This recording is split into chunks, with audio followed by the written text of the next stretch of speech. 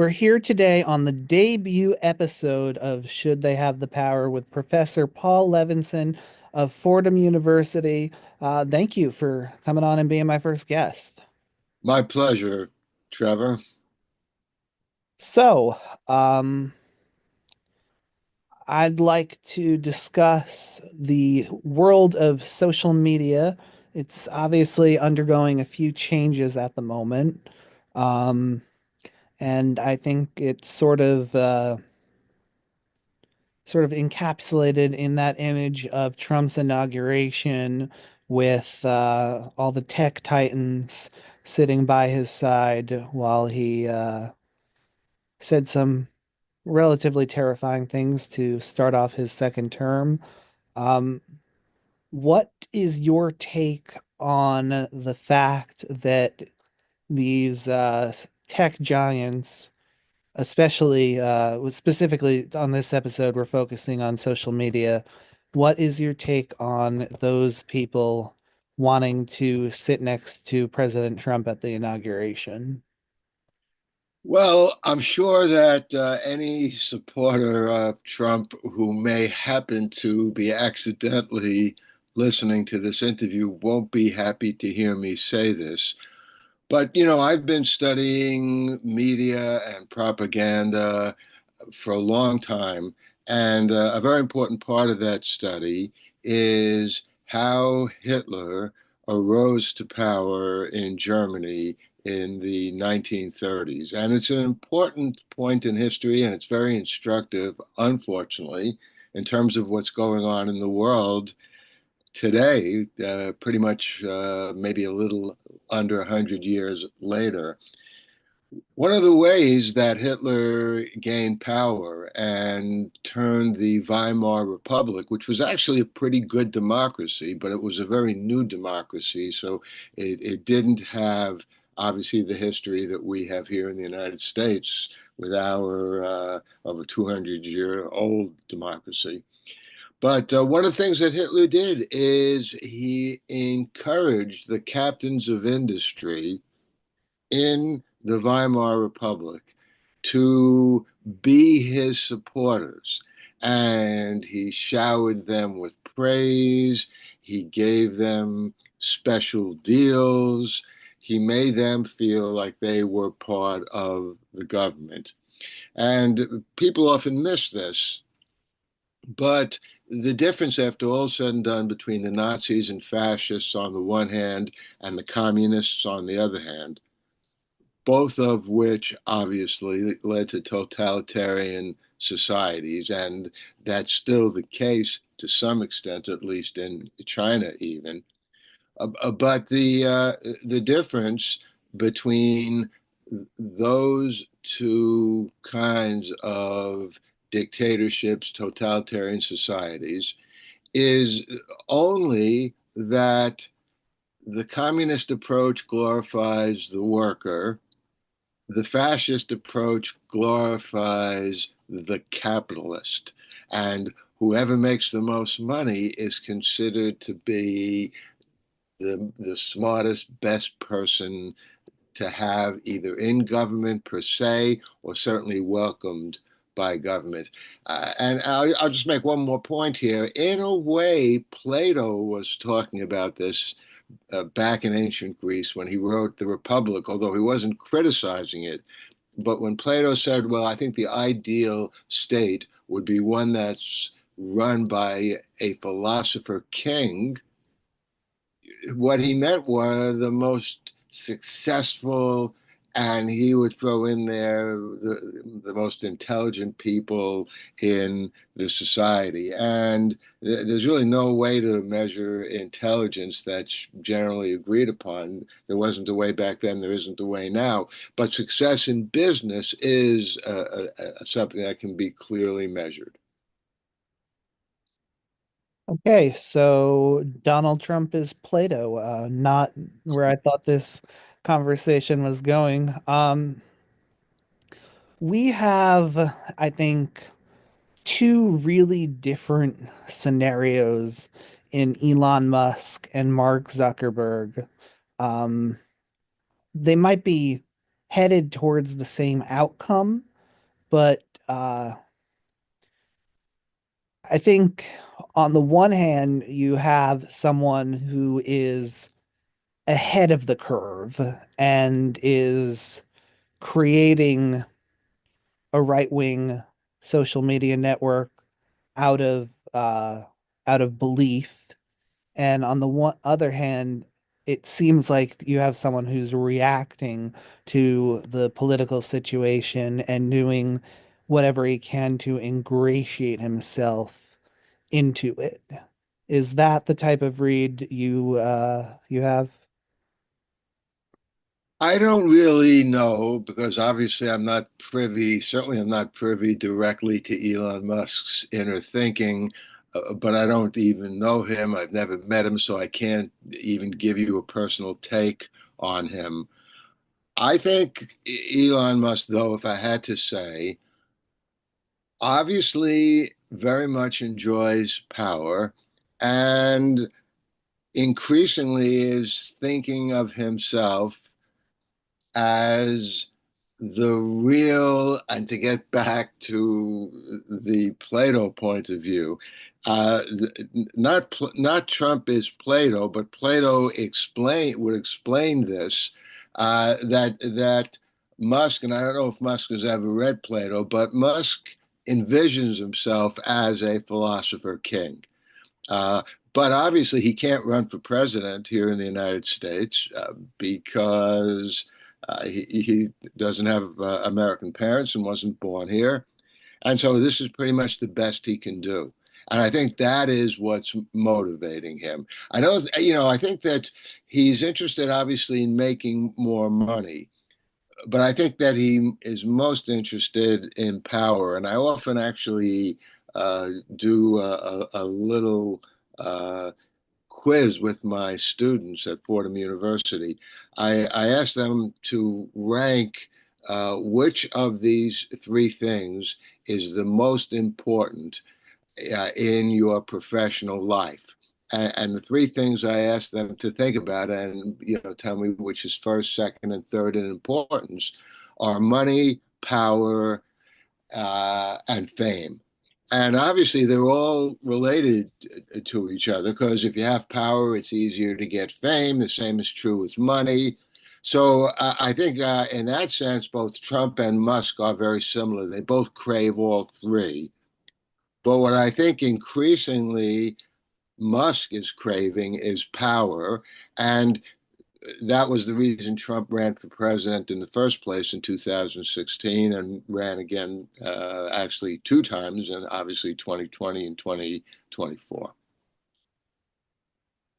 And Zuckerberg, does he seem to be reacting to the political situation and saying, let me ingratiate myself with whoever's in power?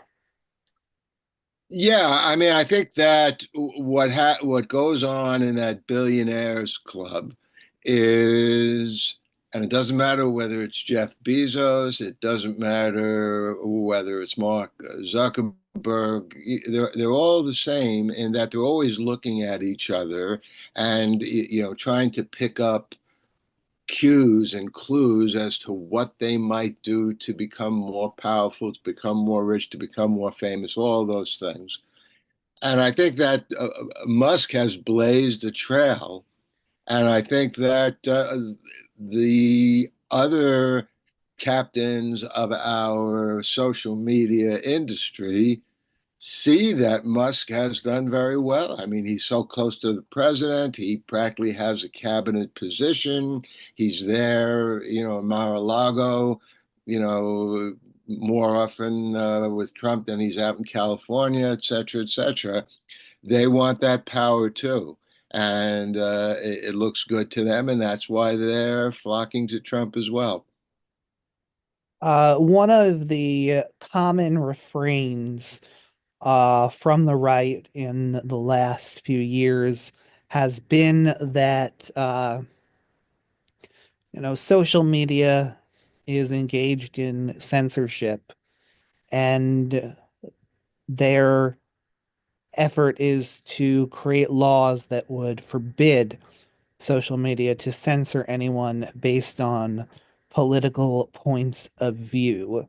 Um, are people, in your opinion, being censored based on their political points of view on mainstream social media platforms? Uh, or is there something more complicated going on? Well, in spite of what I've just said, and this might strike some people who are listening to this as a surprise given what I just said, I'm pretty close to an absolutist when it comes to the First Amendment. I think it is essential for a healthy democracy to either have a First Amendment or something else in the laws and fundamental structure of that society that keeps the government from having any control whatsoever, with certain exceptions, which I'll get to in a moment or two. Here in the United States, by and large, there has been all kinds of incursions into the First Amendment, basically reducing the power of the First Amendment and therefore resulting in a loss of freedom of expression. And as a matter of fact, I think that the FCC, which, as many people know, was created in 1934. FDR had been recently elected president, and a lot of business people were clamoring for some kind of way of making sure that there weren't too many radio stations broadcasting on bandwidths that were so close to each other that they basically drowned each other out. And in the 1934 Federal Communications Act that established the FCC, there is basically clear language that says the FCC is not supposed to censor anything on radio. But pretty much from the day it was created, the other part of the FCC, which that is responsible for granting and renewing licenses to broadcast, and making sure that the station broadcasts, quote, in the public interest, unquote, that became a pretext and a reason for censorship. So I think the FCC to this day, and from the day it was created, is unconstitutional. And I am happy to see there's more freedom of expression in our social media than there are in our legacy media. Certainly, television, broadcast television, and broadcast radio, because of the FCC putting its thumb on those scales. But as I just said, I am not 100% of an absolutist. There are exceptions, and the exceptions are in the law. The founding fathers didn't intend the ability of the government to be curtailed in terms of communication if that communication was some kind of a conspiracy designed to kill people, or if that information was so dangerous and so wrong that it would result in the death of people. And no one in American history, and certainly I wouldn't, say, well, the First Amendment prohibits the government from stopping a criminal enterprise before crimes are actually even committed, when there is evidence that criminals are talking about it.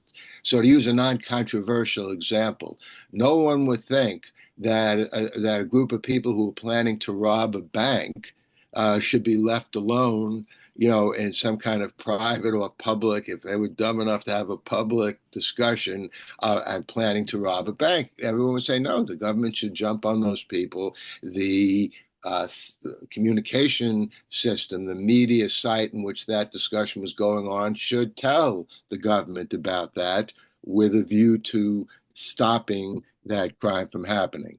And unfortunately, and this is news right now, the nomination of Robert F. Kennedy Jr.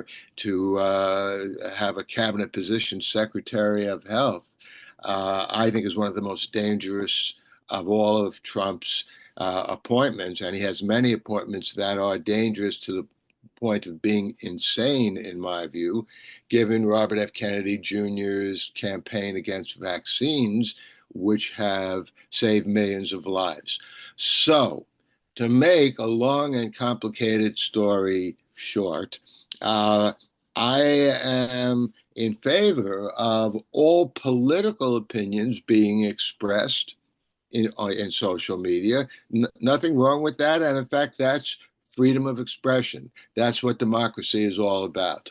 What I'm not in favor of, however, is information which can result in the death of people being freely expressed in social media, deliberate disinformation, that is information that's deliberately designed to deceive.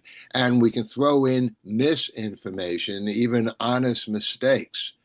But when that information is something that can lead to the death of people, I mean, to me, that seems pretty clear that should not be permitted on social media. And if they start doing that, I think that is a mistake. As you probably know, the social media have said, well, hey, we don't want to have fact checkers that we're putting into play. We want to have crowdsourcing, just like Wikipedia, let the people identify errors. That's okay. I think crowdsourcing is great.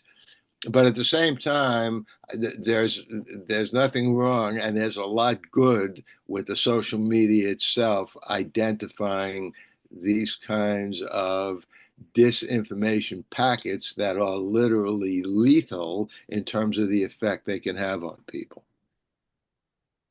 But keeping with the First Amendment being freedom of speech, it would be essentially optional for the social media to uh, try to censor those things, correct? You're not suggesting that they should be legally bound to censor certain topics.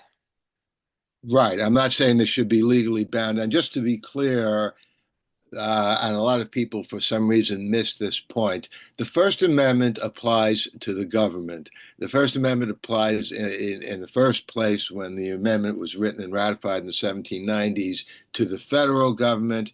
But then after the Civil War and the 14th Amendment, the prohibitions against the government controlling communication not only pertain to the federal government, but to state governments. And that's been interpreted many times, and correctly so, as applying to all governments. So it doesn't matter whether the New York City government does it. It doesn't matter whether the New York State government does it. It doesn't matter whether the federal government.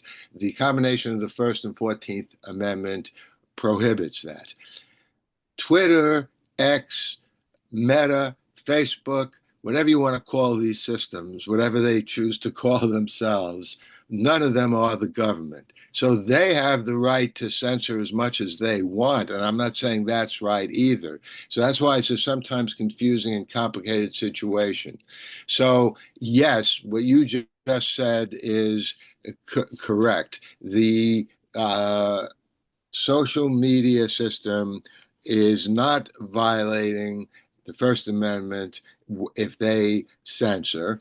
But on the other hand, if a social media system is used to promulgate, as I was just saying, information that can lead to people dying, like misinformation about vaccines, then I think the government has an obligation to go in and stop that communication, regardless of what the social media system does or doesn't do.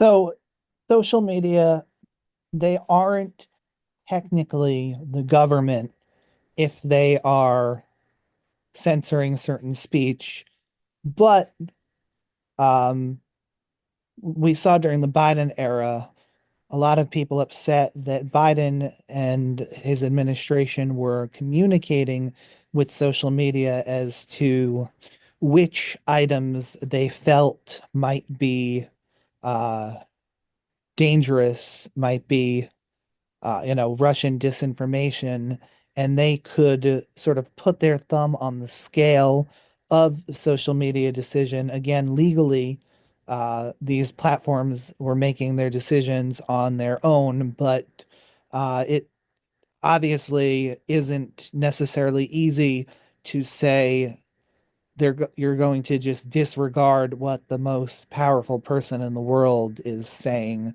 about what's going on in your company. Yeah, I agree. That was a problem in the Biden administration. It's a problem in many administrations. And here, let me throw in another obviously controversial topic, the attempted banning of TikTok in this country.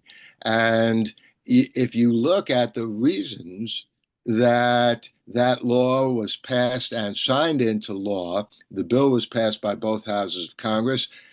Joe Biden, as president, signed it into law. It's basically a bill that is attempting to control a potential crime, espionage, that there's not a scintilla of evidence is happening. It reminds me, I don't know how many of our listeners or if you have, seen the movie Minority Report based on the Philip K. Dick story. There, in that science fiction story, there are people called precogs who are able to look into the future and they see a crime being committed, and the police working with these precogs can then go out and arrest those people who have not yet committed the crime. And this is one of Philip K. Dick's. He was a brilliant writer and thinker, and was very concerned about the totalitarian state and how he thought it was arising in the United States. And he didn't live to see Trump as president. Philip K. Dick died a long time ago, but in fact, he was right. It is a concern. And so I think, the banning of TikTok is a sort of Philip K. Dickian precog move, meaning it's science fiction, or it should be in science fiction. And I think the Biden administration was completely wrong to go down that road. And people often accuse me of I'm always being critical of Republicans, but not Democrats. That's not true. I'm critical of Republicans because I think they deserve it. And as I just said to you earlier, I think Franklin Delano Roosevelt was wrong to sign the Federal Communications Act into law, which created the FCC back in 1934. And I think the Democrats in the Biden administration were wrong to stir up this whole brouhaha controversy about TikTok and its baneful influence on Americans. And I'm glad, and a broken clock is right at least two times a day, or only two times a day, but it is not completely wrong. I was glad to see the Trump administration and presumably Trump himself sort of turn that around a little bit and said, no, we need to work this out. We're not just going to ban it according to this law. And by the way, I think the Supreme Court, once again, the Supreme Court has almost never been a friend of the First Amendment. They're always on the verge of violating it, and they would have violated if TikTok had been banned in the United States. The freedom of expression of more than 160 million Americans who, in making their videos and commenting on the videos on TikTok, you couldn't ask for a better example of either speech, because people speak in videos, or press, because some of them were about news, many of them were. So when the First Amendment says Congress shall make no law abridging freedom of speech or of the press, I don't know what's wrong with the bipartisan people in Congress who passed that bill in the first place, and Joe Biden was wrong to sign it into law. I heard a congressman from New York, I honestly can't remember his name, make a really ridiculous point a couple of months ago that, well, this is not a First Amendment issue because China's not entitled to First Amendment protections. Right. This is not something, the First Amendment, that is designed to protect China or any other country. It's designed to protect the American people so they have the right to speak and write, which is what the First Amendment says. And by preventing them from getting onto TikTok and doing that on TikTok, that was a really, I think, egregious violation of the First Amendment. And I'm glad to see that it didn't happen. Well, I think it's still unclear whether or not it will wind up happening. I do know that Trump was able to delay it by executive order, but I don't know if he was able to completely prevent the law from going into effect. I believe his executive order was for a 75-day extension to help facilitate a sale. Um, but um, so where I'm trying to get is we have numerous systems in place where we're not supposed to abridge free speech, but the social media platforms can make their own decisions, theoretically. Um, the government is trying to put pressure on them to make certain decisions. We talked about how that looked in the Biden administration, mainly focused on disinformation, especially involving the COVID-19 pandemic. Um, how does the Trump administration look in terms of trying to put their thumb on the scale of what social media should and shouldn't promote? Well, let's get back to X, which used to be Twitter.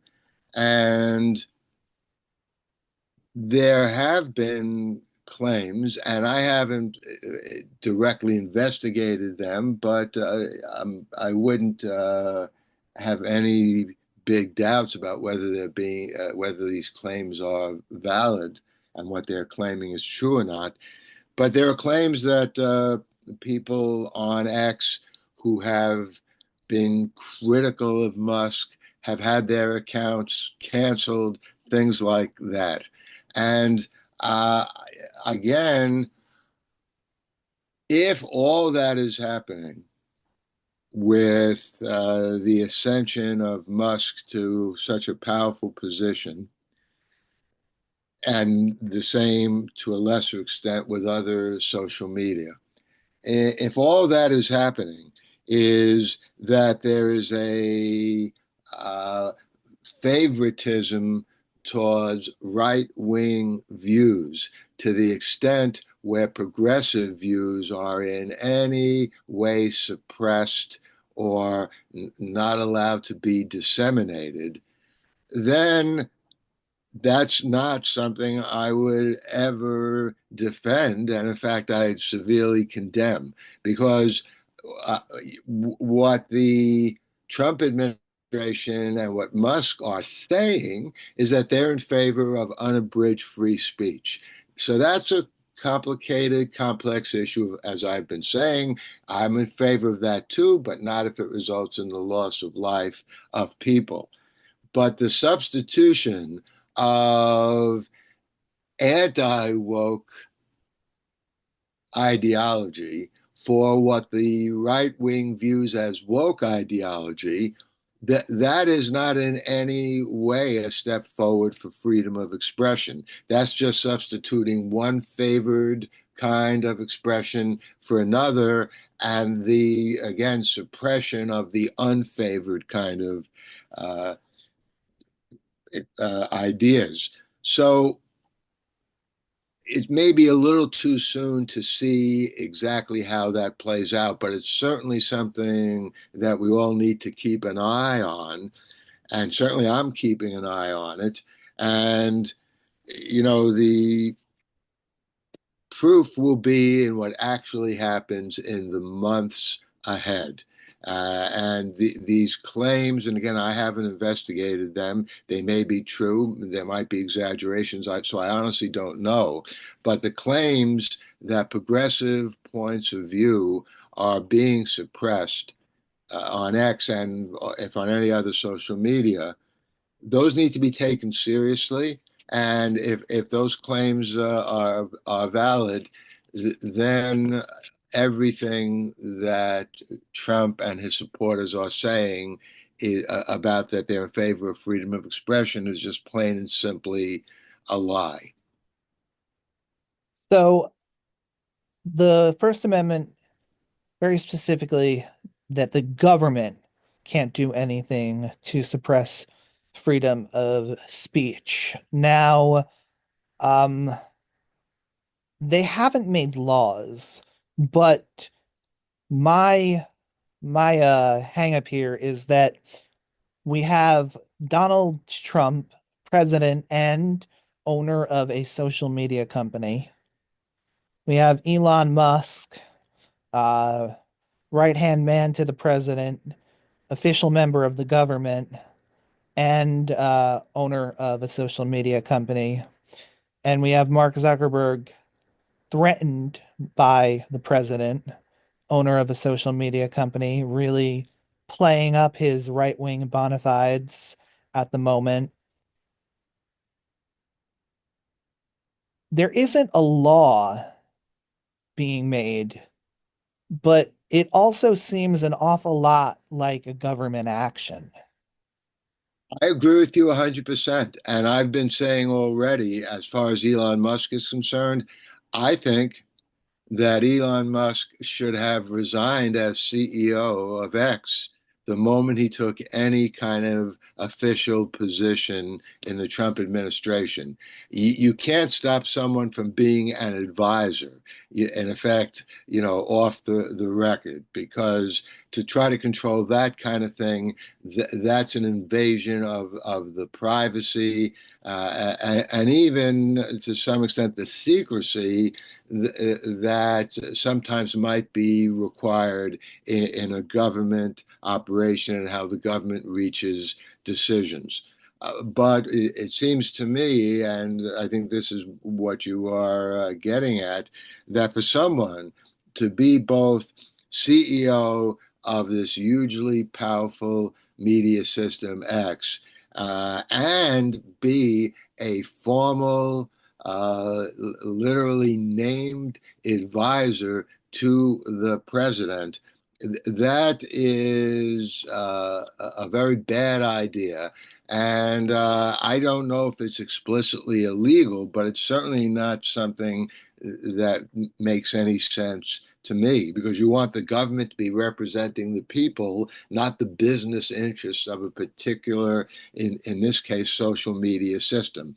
And yes, the same is true with Trump.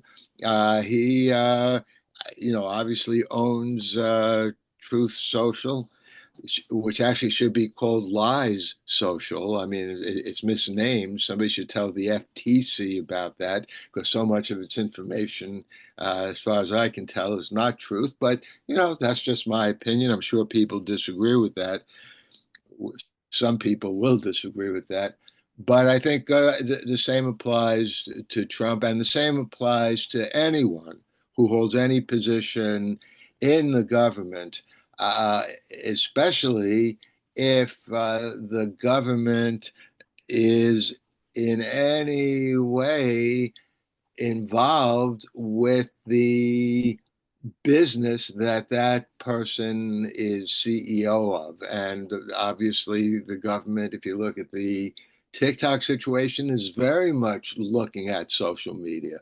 So I doubt that that's going to happen. I don't know who would be able to force Elon Musk to divest himself of X. And but where do you draw the line? It's a complicated thing. The government, has some say in the standards of automobiles. So, maybe Musk has to divest himself of Tesla. And and NASA cooperates to some extent with SpaceX. They hire SpaceX. That's another Elon Musk company. So yeah, I think that there are ethical issues in all those situations. They're not violations of the law, but they're serious issues that deserve serious ethical evaluation. Do you think it's possible that we could actually see Trump in control of what speech is at least allowed to be supported by algorithms through this process of getting the social media titans on his side? Even TikTok, which is, as you pointed out, a Chinese company, is making it clear how grateful they are to him for extending their life by at least 75 days. Yes, I do think it's possible. And that's what I was saying. Yeah, I don't know to what extent it's true already. If it is the case, let's just take X as an example. And I've seen several people say this, that I mean, they'll go Elon ahead. Musk has come out and publicly said that there are certain things that he doesn't want said on X and will censor. So that already is a member of the government performing censorship, just not through law. Yeah, well, that's true. But again, we have to know what those things are. Because if just to use a hypothetical example, if one of the things that Elon Musk wants to censor is somebody on X publicly talking about going out and murdering someone and asking for help, then it's good that Elon Musk is censoring that, and actually, that's something the government should be interested in. But if, on the other hand, the target of the censorship is somebody saying what I've just been saying, that I think Musk should divest himself of X and not at the same time, or the other possibility is not accept the post in government if he wants to continue as the CEO of X. So, if that is what is being censored, then yeah, it's that's something that is ethically deplorable. And again, there's no specific language in the First Amendment that says no member of the government can also. So if it's in the First Amendment, run a newspaper or something. There were newspapers in the 1790s. There's no language in there in the First Amendment that talks about that, but it's certainly something that I would hope a Supreme Court would rule on not allowing. But at the same time, we know that the current Supreme Court seems inclined to support Trump most of the time. Yeah, one of the specifics that Elon Musk has actually been crystal clear about is the banning of the word cisgender from any conversations on X. That I'm assuming would fall under the latter category of more political type suppression. Yeah, so that's a very good point. And to the extent that that is true, and if he actually he is, do you know, has he said he wants to ban it, or has he Wow. banned, has banned it?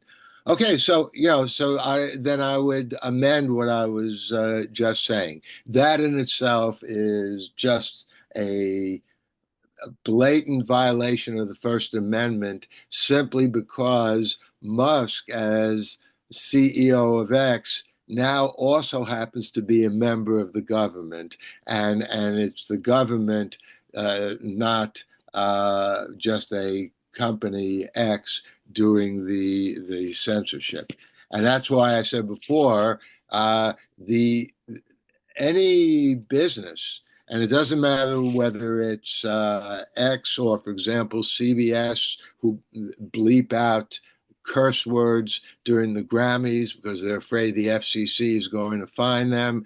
They are violating the spirit of the First Amendment, but not actually the First Amendment because CBS and X aren't the government.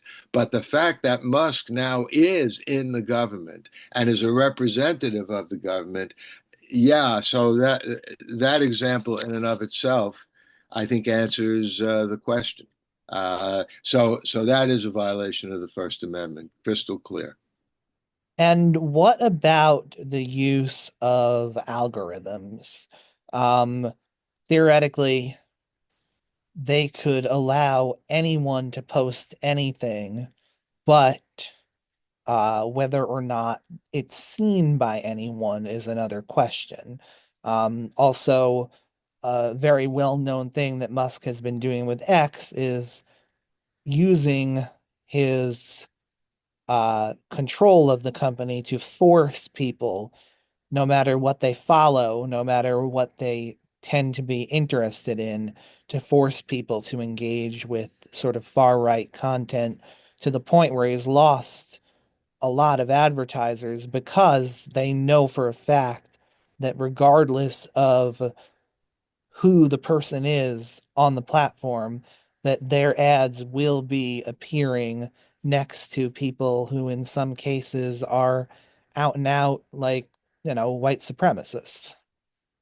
That's a very good point, but let's talk a little bit at least about algorithms. I think that there has been a tendency, and again, maybe because I've seen this in so much science fiction, to almost imply and sometimes explicitly say, or certainly clearly suggest that somehow algorithms, once set loose on a system, almost have a life of their own. In other words, this is what I think of as the algorithm as commando model. So Elon Musk has instructed his people to create algorithms and set them loose on X and do this and that furthers what Elon Musk wants. And so the examples you are giving, shower progressive people with sickening MAGA information, et cetera, et cetera. And I just want to hear say we shouldn't have an assessment like that just ends with, okay, so we have to worry about these algorithms as if somehow it's the fault of the algorithms. If there were no algorithms at all, Elon Musk could hire 1 million people and do it in the old fashioned crowdsourcing way and basically ask all of these people, not even hire them, just basically say, hey, we'll give you some kind of star. We'll give you, I don't know what the colors are anymore. If it's a gold star or a red star, I don't know, what, kind of star the color would be, what kind of color the star would be. Um, but that could be done by human beings who see certain things that people are saying, and and then the people who are observing this, the crowdsourcing people, could report this, could have powers of their own to put other information into the feeds of the targeted people, et cetera, et cetera. So the reason why I'm making such a big deal about this is that it's not the algorithms that are the problem. It's the people who program the algorithms to do certain things. And for that reason, just to get back a little bit, to the understandable concern that Facebook and Twitter's been doing this for a while, and other social media systems have withdrawn the algorithms that they were using to identify false information, to identify disinformation and misinformation. But they say, and this is the case already on X, that in effect crowdsourcing will take care of that. And I don't know if people know this, but back in, now it's over 20 years ago, the British journal Nature, which is considered along with the American journal Science to be, one of the most one of the journals in the world that has done the most to further science. basically both to the scientific community, but to the educated world at large. So, Nature magazine commissioned a survey that compared the number of errors on a page in the Encyclopedia Britannica with the number of errors on the equivalent page on Wikipedia.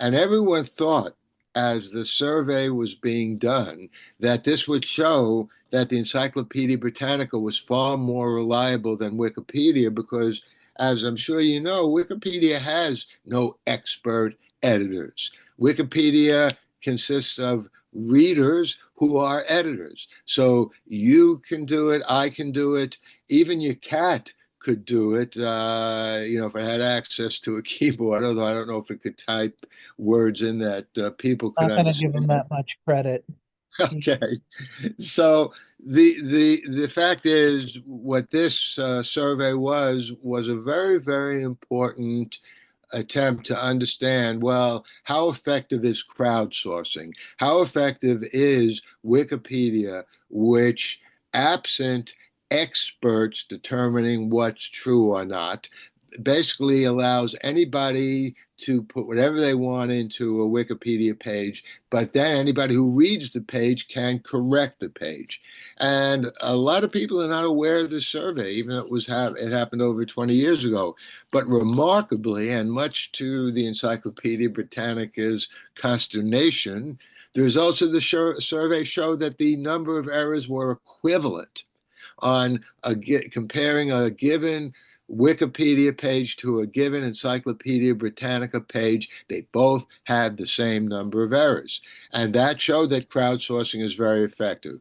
So, on this issue, I'm not that concerned that systems are saying, hey, we're not using experts or we're not using AI algorithms anymore to identify things that are false, disinformation, and misinformation.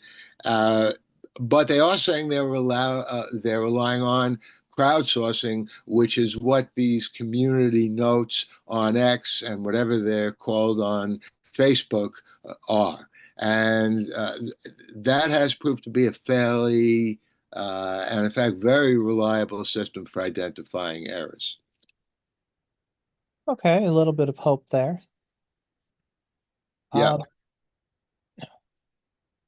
so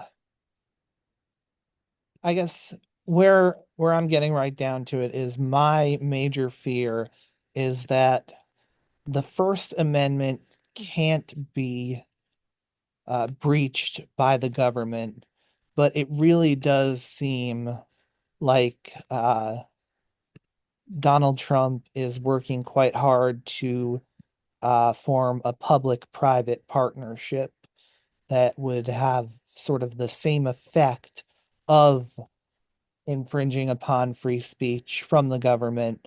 It's just that instead of directly by the government, it's now by people who are working for the government. I agree 100% with your concern. And again, that's why I said at the very beginning of our conversation, it's a classic fascist move. You bring somebody in who is a capitalist. You don't hear that term too much anymore, but it was much more prevalent in the 1930s. Somebody who has a lot of money, a lot of power, uh, because it's usually a he, is in control of a very successful and powerful industry. And the only difference is back in the 1930s, there weren't social media. There certainly weren't television stations because there wasn't really. Television had been invented a few years earlier, but there weren't televisions in everyone's home. There was radio. But by the way, I'll just mention that in many countries of the world, radio is a government system. So, what is the BBC, the British Broadcasting Company? And I don't know, again, this is something a lot of people may not know. During the Falklands War, this is something that Margaret Thatcher and got England involved in, I guess, in the 1980s. Uh, this is these islands off Argentina. They're called the Mount Vernon Islands, or I'm not sure if that's exactly their name. But to make a long story short, while that war was going on, there was at least one time when the British forces were routed by the Argentinians.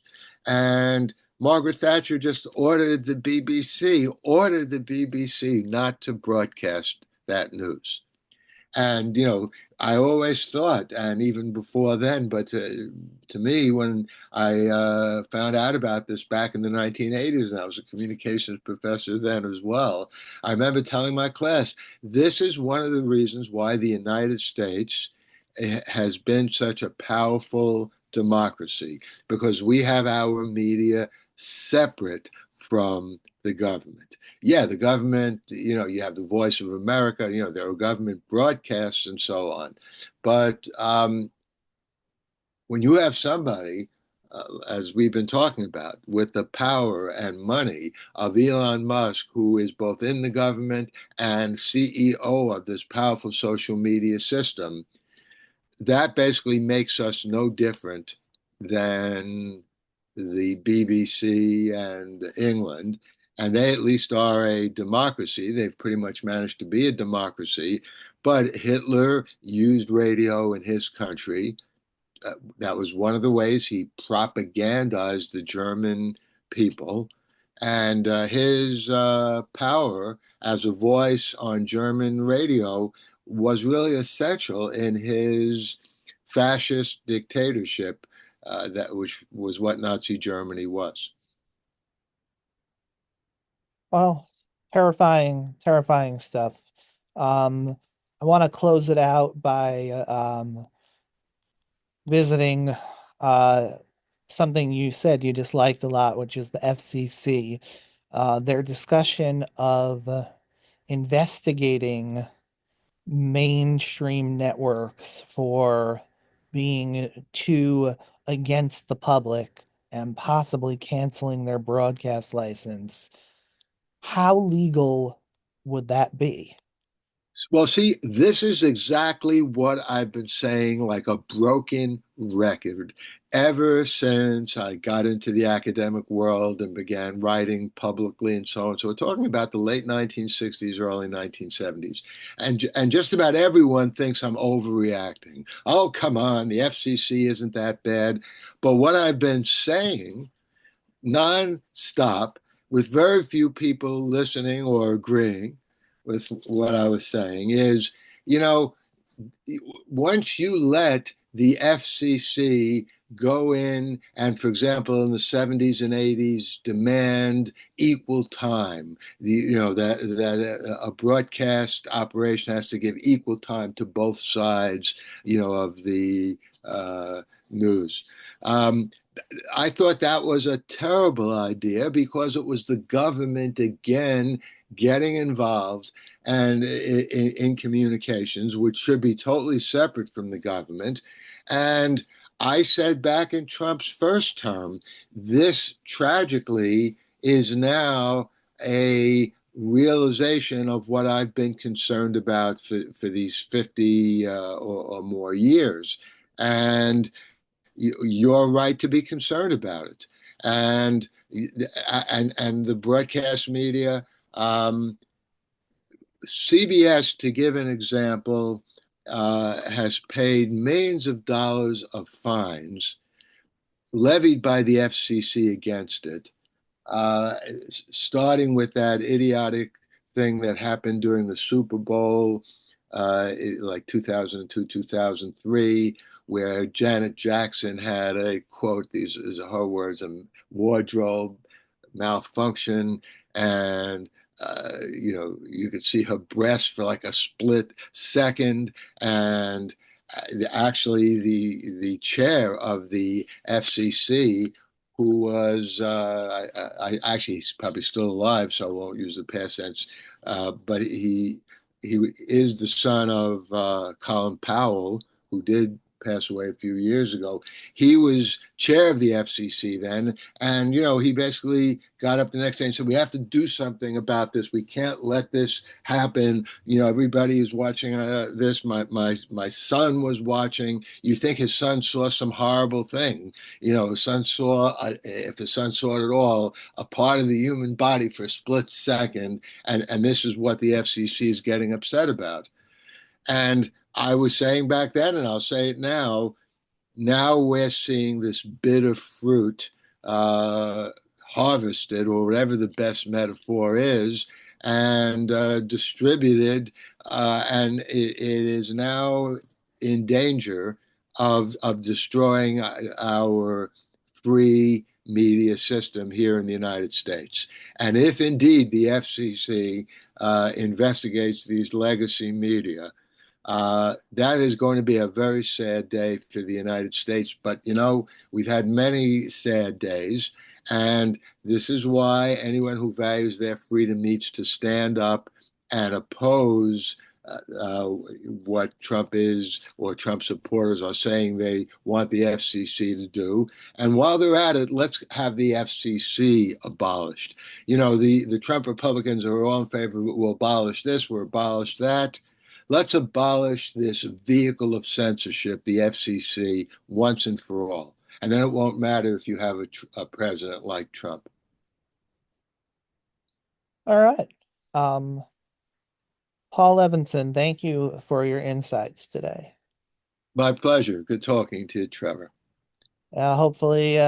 Hopefully you out there listening to WUSB uh, realize that at least for the moment, we're not under investigation and we're algorithm free.